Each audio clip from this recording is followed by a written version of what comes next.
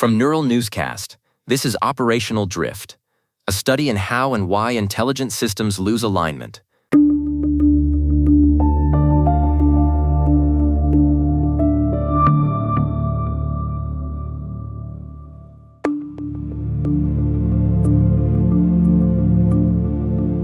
On IEEE Spectrum, a report about a dispute between the United States Department of Defense and Anthropic includes a phrase that usually means one thing and seems to be used for something else: supply chain risk. I have been trying to figure out what happens when a procurement disagreement stops being a negotiation and starts looking like a governance decision made by leverage. This show investigates how AI systems quietly drift away from intent, oversight, and control, and what happens when no one is clearly responsible for stopping it.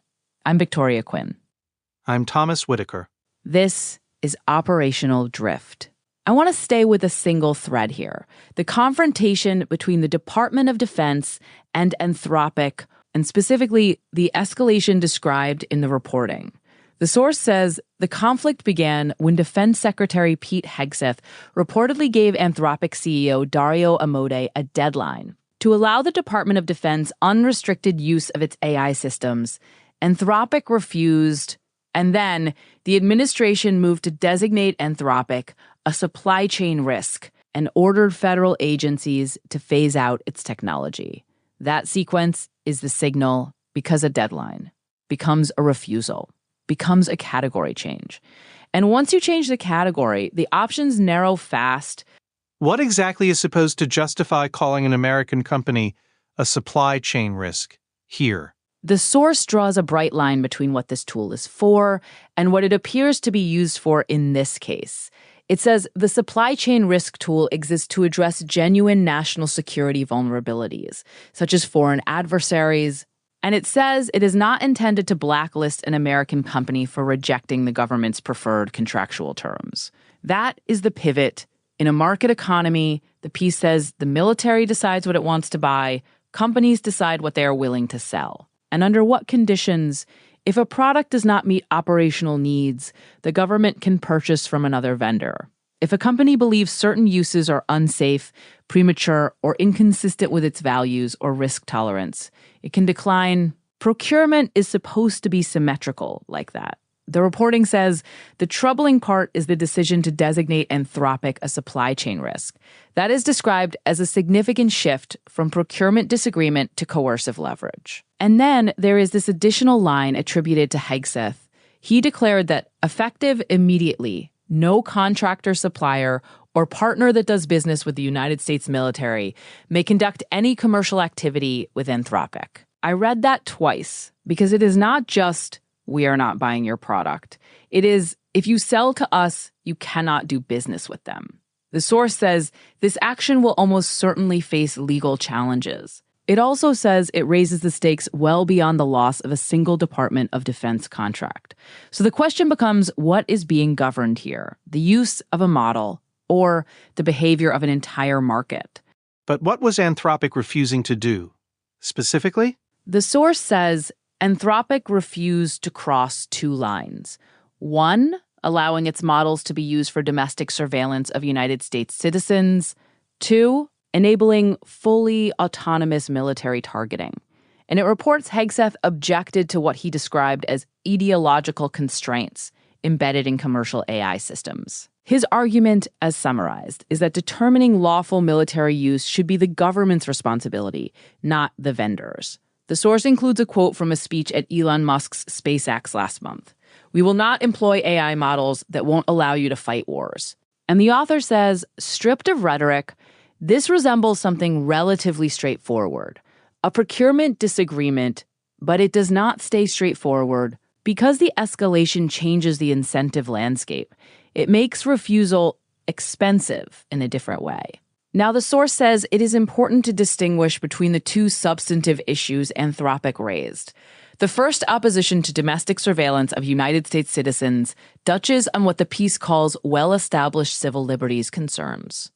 It says the United States government operates under constitutional constraints and statutory limits when it comes to monitoring Americans.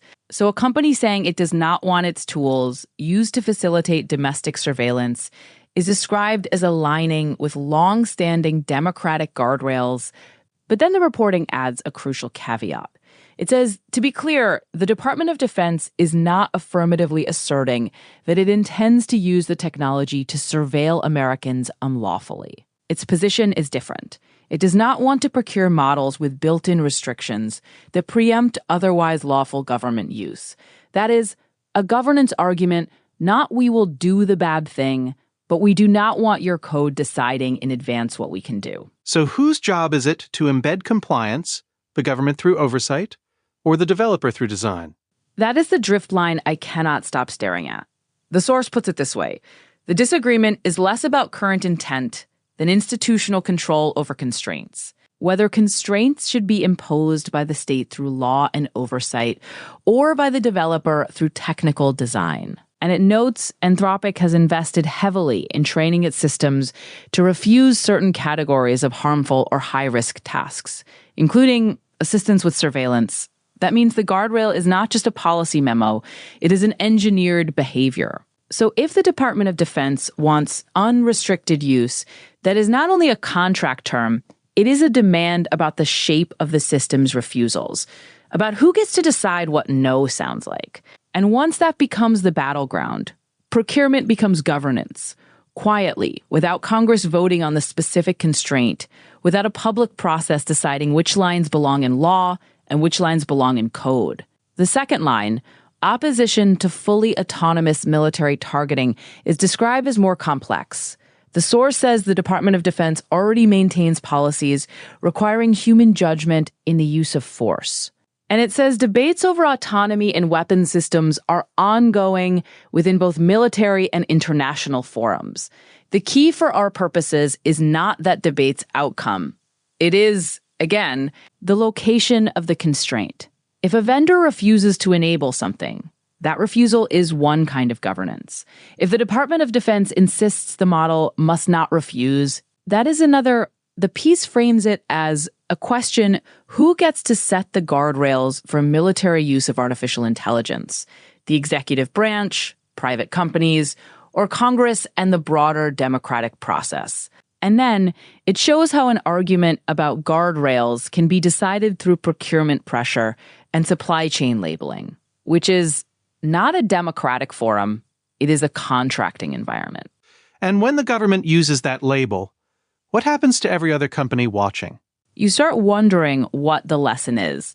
For the next vendor, because the source explicitly says there is basic symmetry in a free market. The government can buy elsewhere, the company can decline. But when a refusal can trigger a supply chain risk designation, the symmetry collapses, and the escalation described is unusually expansive. Because of that declaration, no contractor, supplier, or partner that does business with the United States military may conduct any commercial activity with Anthropic. That is not only pressure on Anthropic, it is pressure on everyone who might keep Anthropic viable as an option.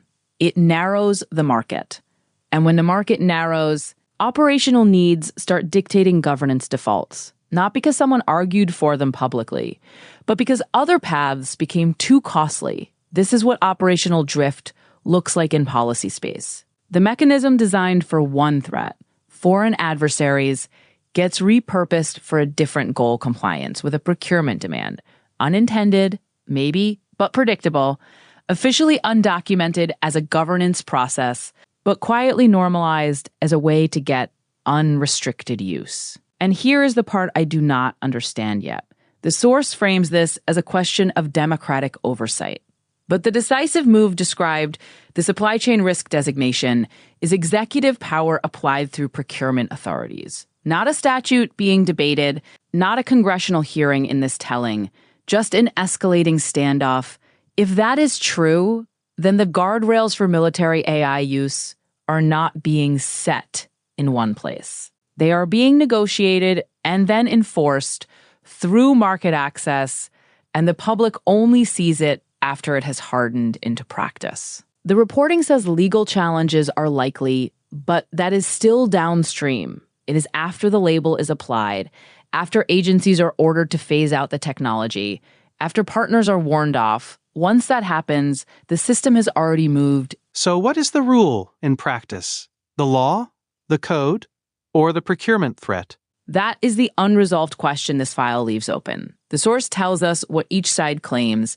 The Department of Defense position, as described, is that compliance with the law is the government's responsibility, and it does not want vendor code preempting lawful use. Anthropic's position, as described, is that it will not cross two lines: domestic surveillance of United States citizens and fully autonomous military targeting, and it has invested heavily in training refusals for certain harmful or high-risk tasks.